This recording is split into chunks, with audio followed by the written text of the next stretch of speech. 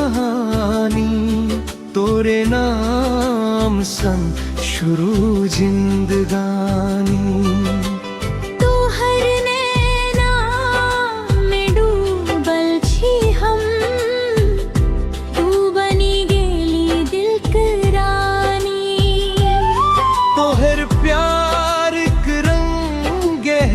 चढ़ल दिन रात तो हर याद सतावे, दिल के धागज पर सजना तो हर बामे बस लिख जाए।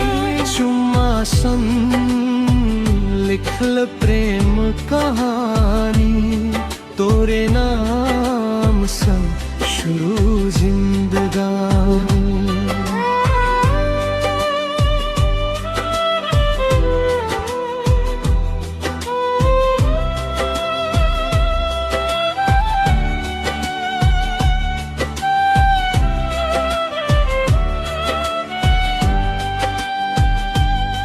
पहिल बेर जखन देख लो तोरा दिल हमर धड़कने लागल।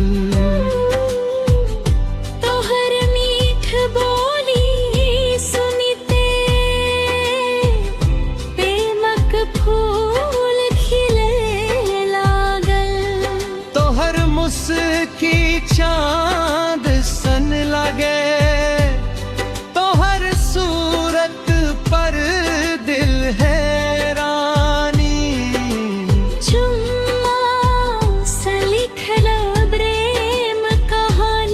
तोरे नाम सा शुरू जिंदगानी।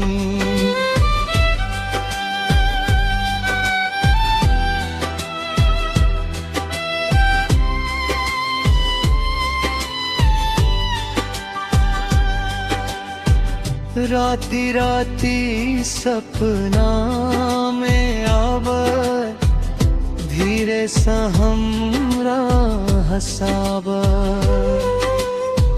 तोहर बाहों में सजना सगरो दुनिया हम बिसरवा। तोहर संग बीते हर पल लगै छे स्वर्गक निशानी।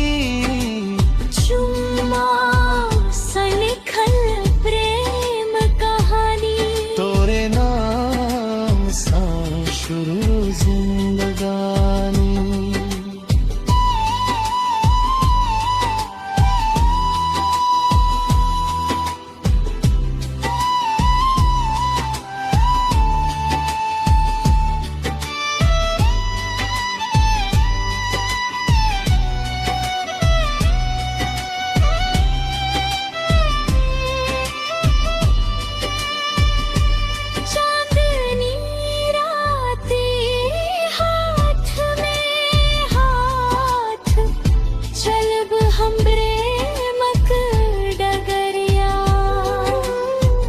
तोहर संग जीवे मरब तू छी हमर जिंदगी सजरिया।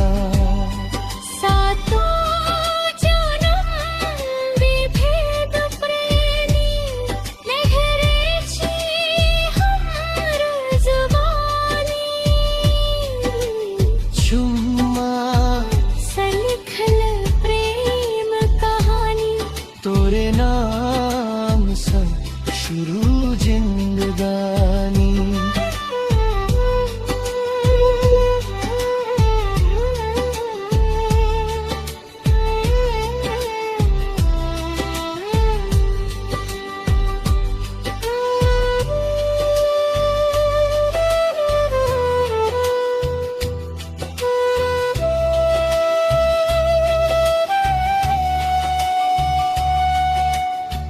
सिंदूरक सपना आँखी में सजल, तोहर संग बस घर बसायब। जीवन भर तो